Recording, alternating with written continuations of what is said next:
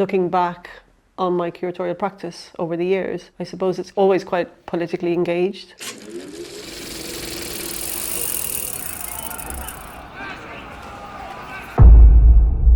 The Biennale di Venezia, it's all eyes on Venice every 2 years. You can capture the zeitgeist, you can compare your own work as well to trends in the world. Participation in the Venice Biennale offers Maltese artists far more than exhibition visibility, creating opportunities for future collaborations, exhibitions, and their professional development, which is one of the most important features that comes out of the Venice Biennale. One meaning of No Need to Sparkle refers a lot to what's happening in the world at the moment, with people taking quite extreme positions and being very loud about them. The world is in quite a strange state at the moment. Opinions getting more fixed and more fixed. The title No Need to Sparkle refers to extremes of thinking, extremes of certainty. It's a tiny extract from Virginia Woolf's A Room of One's Own. It's part of a scene in the book where she goes to have lunch in the men's quarters of the university, and she describes how beautiful it is and how luxurious it is, whereas the women's section is not half as nice. And in it she says, you know, how can you not be creative in this environment? You know, the wine is flowing, it's nice and warm, it's comfortable, so, you know, no need to worry about anything, no need to sparkle. The three artists, they're all very different, but they're all on a similar wavelength in that they are all looking very closely at the world around them and quite critically at the world around them, not in a negative sense, but in a sense of critiquing what's happening. The Pavilion demonstrates the growth, ambition and maturity of Malta's contemporary art. Art can open conversations, provoke thought, and create empathy rather than provide simple and definitive answers. I see contemporary art and contemporary curatorial practice as something that always tries to question what's happening. For example, Adriana Bella has these coins which are forever turning. So you might flip a coin and say heads or tails, but actually in Adrian's universe, there is no decision.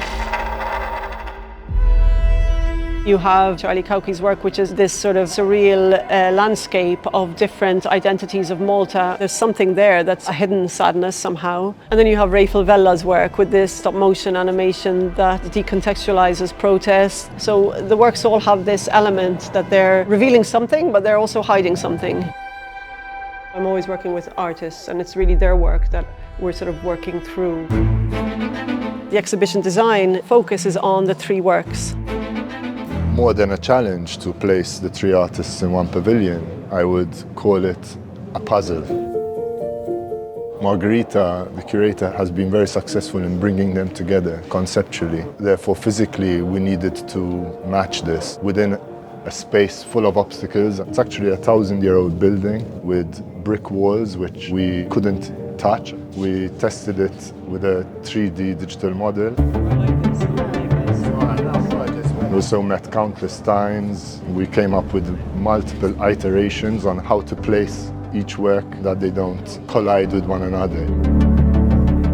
In the beginning, we were saying, should we build walls in between these artists, literal walls? But instead, we went the opposite way. Let's allow them to exist together. Let's find the optimal positioning. There are always things in this process that are slightly unexpected.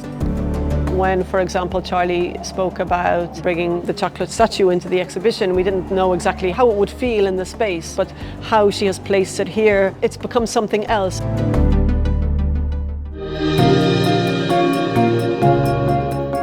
We also managed to introduce this modular bed/bench. You don't know if it's a bed or a bench.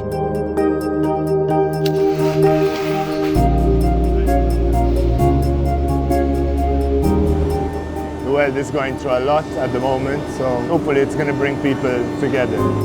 It serves as a kind of platform for people to pause and gather and discuss these very complex ideas within the artist's works.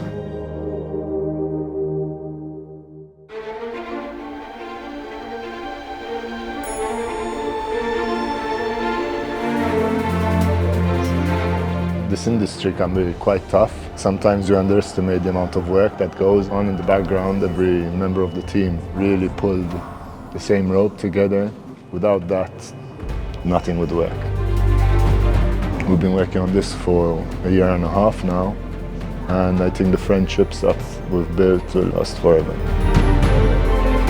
Together, these works speak both locally and internationally, offering a layered portrait of contemporary Malta and its place within a broader global conversation. When the viewer walks in, you pass through a curtain and you come into our world. We're asking for thought, sort of tries to hold up a mirror, but it tries to sort of interrupt what's happening. So maybe you believe something, but with an interruption, and look for what's maybe not being said in each work. It makes you question that, and it makes you think, think or look outside maybe what you thought before, and then make up your own mind about things.